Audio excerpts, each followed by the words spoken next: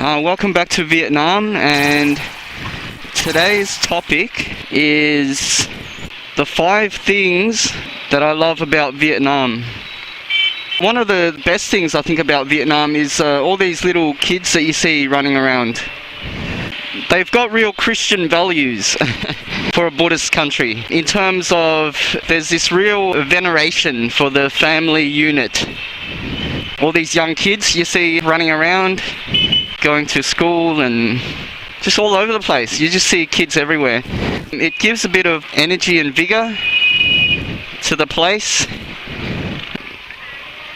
You know, if they're good kids, not if they're little brats. But yeah, it's also something worth noting that Vietnam is one of the youngest populations, not only in Asia, but around the world. The median age here is a minuscule 22. The median age of the population here is only 22 years old, which is freaking amazing. That's why you have little kids like that up at 6:30 a.m. selling, I don't know what she was selling, mangoes, I think. The median age is only 22, as I was saying, which really contrasts with the median age of people in Australia, which is nearly double. The median age in Australia is 38.1 years old. So median just means that half the people will be over that age and half the people will be under that age. It's not the average, because the average can be affected by outliers. So the median is more of an accurate figure in determining what the general age is. Sorry to introduce some maths into the equation there. Pardon the pun, but I am Asian, so it's a requirement, it's a racial requirement to talk about maths in every vlog. I've been really derelict in my duties so far. Yes, that is probably one of the coolest things that I like to see when I'm out and about. I like to see a young population, energy, vigor, hope, you know, all the shit that comes with youth. The second thing which is good about Vietnam, and I thought it was just me because I'm Viet, but apparently this Australian dude was telling me he was not looking forward to coming back to Australia. He was a cool guy. I'm not like one of those sex tourists or the lower class visitors that we have here. He was just, I think he was on an end of year footy trip or something. He was a bit of a, I don't know, he wasn't really a bogan, he was like a self-aware bogan. So he was a pretty cool guy, Kieran. So he was saying shit is like 100 times more interesting here than in Australia, which is a conservative estimate, because I think stuff is really more interesting here. I mean, not on this particular stretch of road. There's not that much of interest happening, but in general, there's never a dull moment. To coin a really dull phrase, but there's never a dull moment. Even a trip down to the shops, or think of the most boring errand you can run in Australia, and it's kind of spiced up when you do it here. There's always stuff happening, man, out on the streets. There's not one quiet pocket of town. There's not one boring pocket of town, and stuff is ever changing. It's like a really ever changing city. Yes, it's an interesting place. Like the old war motto, visit, what was it? Friendly places and kill interesting people, or something like that. It was something like that. Sorry guys, it's 6 a.m. You gotta forgive me, mate. Yes, the third thing, and I'm so disorganized. I haven't jotted this down, man. I'm a bad Asian. They could revoke my Asian card anytime. Yes, the third point, what the hell was it? Anyway, I'll just jump around in order. I'll say third point is, it's really cheap. It's a pigeon feed.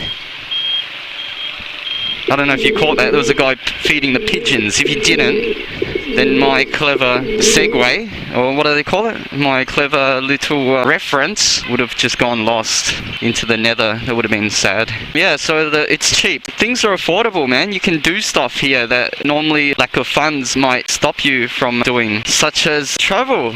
For instance, for me to take a bus from Saigon to Phnom Penh, which is freaking another country, Cambodia, you know what the cost of that is? 10 smackaroos. 10 freaking smackaroos, man. What can you get for $10 in Oz? Probably get a smack in the face is about all you can get. You can get a pack of ciggies. Maybe not even. It's before tax.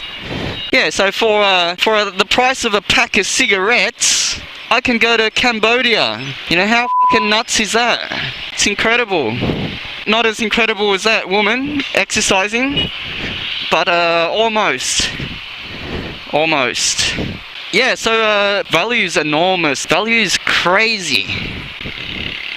Some disabled woman lifting her leg, non-operational leg. Yeah, value's nuts. Value's fucking nuts.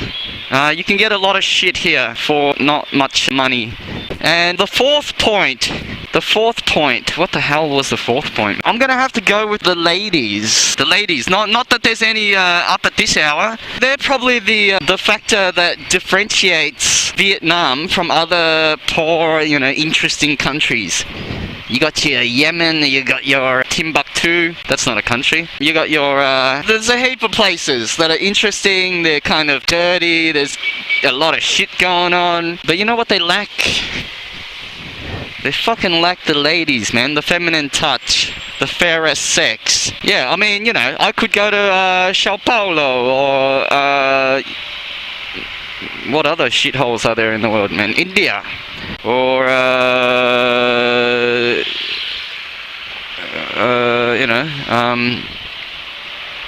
man, my brain really doesn't kick into gear until after 7, does it? Well, there's a lot of, you know, poor, interesting places in the world that you could have adventures in, but they lack this kind of the gracefulness, the sex appeal, the tong ta, the yin yang, I don't know, man. I don't know how to describe it. Just the gracefulness, I think is a good word for that at this time of morning. Gracefulness of the some of these ladies that you have around Vietnam. So that'll be the fourth point. And the fifth point. What the hell was the fifth point, man? I knew it was a bad idea, bringing a structure to these vlogs. Oh yeah, I'll just have to go with the whole bike thing. Bike culture. Because, I mean, for one, it makes shit 10 times more interesting. Just having a bike, you can just zip around. You can duck into these little fucking crevices around town. For instance, just say I want to turn right. And, just see what's happening down this dead-end alleyway. I can. It'd be a little bit more inconvenient. Shit, man. That dude was trying out for the Tour de France or something. Took the corner at speed. Yeah, with the bike, you can duck into these little crevices. Now, this is just a place to park. But you can just duck into anywhere in these little interesting alleyways. The woman's giving me a pretty severe look. Yeah, so you can just jump into these interesting alleyways. People are grilling meats and doing all sorts of jazz. Someone preparing, you know, coffees and stuff. A woman sitting on a chair. I think she's surgically attached to that chair. So yeah, bike has numerous advantages. One of the other things I like about the bike is, you know, if you're a bit of a sticky beak like me, you're a bit of a sticky beak, you like to see what other people in the community are up to. It's nothing like a bike to reveal all, you know what I mean? Like, you can see into people's souls. Well, not quite into their souls, but you can see, like, what shit they're transporting or what's going on, what they're doing out on the town. Like, for instance, in a car, I wouldn't know this guy's transporting his daughter to school. And it's kind of interesting the way they transport kids, you know, in this kind of marsupial fashion.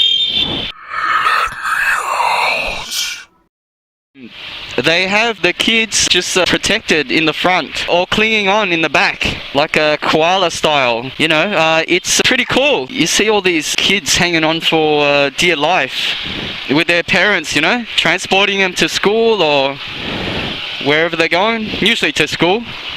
And if not to school, then to evening school or night school or holiday school. There's all sorts of schools outside of school here. Yeah, so that's a pretty interesting thing about the bike, man, that I really love about Vietnam. It makes it pretty cool, you know, like you can just see what people are up to.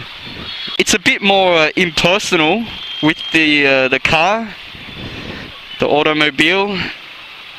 It's not as intimate. Like you can pretty much just see into people's daily activities, man. Like you can see what shopping they're carrying or like whatever, man. It's transparent.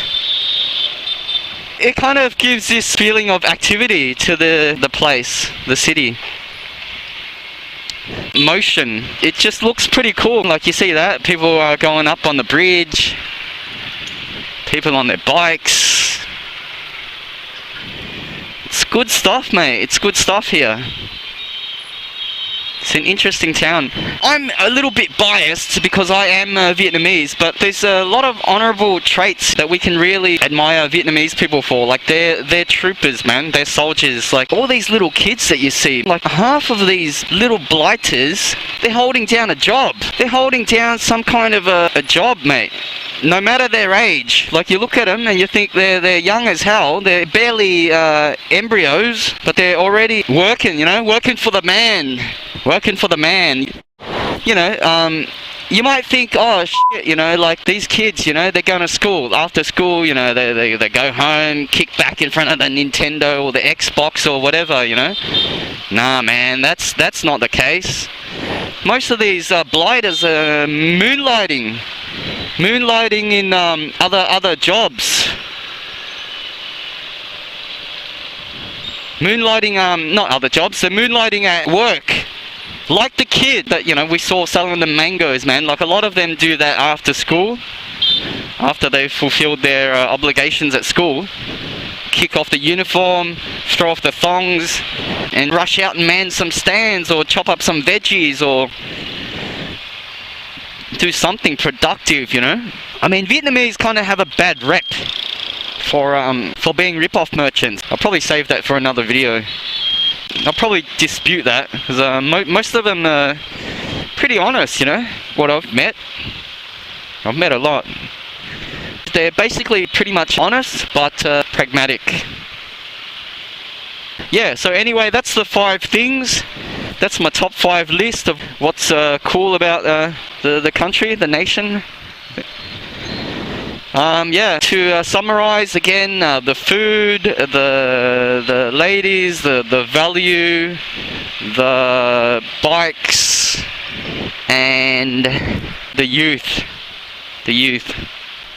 Yeah, that's my top 5. I mean, you could probably name 500, but I'll keep it at 5 for now. Anyway, adios amigos, ciao. I'll catch you guys later and enjoy the rest of your life. Toodaloo.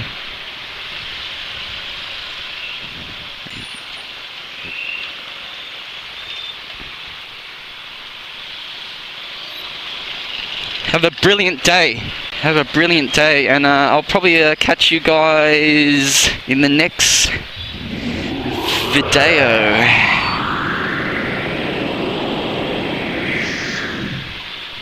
Catch you guys in the next video. Have a good one, fellas.